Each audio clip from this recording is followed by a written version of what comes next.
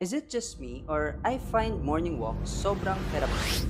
This is what I actually do para maging productive yung day ko.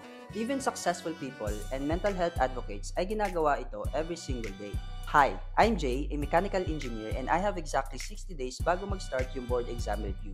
And I am using every single day to challenge myself to become the best version of me. And this is day 2. Ngayong araw, gumising ako ng 5:30 and the first thing that I do is diretso labas and naglakad.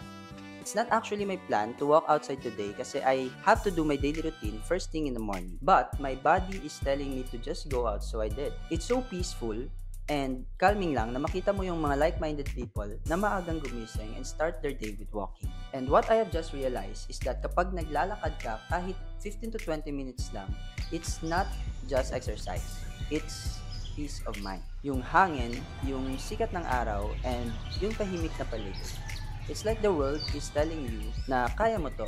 Start fresh. Hindi mo man mapansin agad, but your mind is healing habang gumagalaw ka. Kaya bukas, bago ka pa mag-scroll or bago ka pa malunod sa dami ng gagawin, lumabas ka.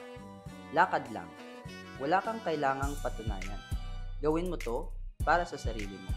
Try mo lang once. It just takes 5 minutes. Hindi ko na kailangang i-explain pa kung paano maglakad kasi alam mo na yon. You just have to start taking actions and baka ito na yung habit na magpapabago sa buong araw mo.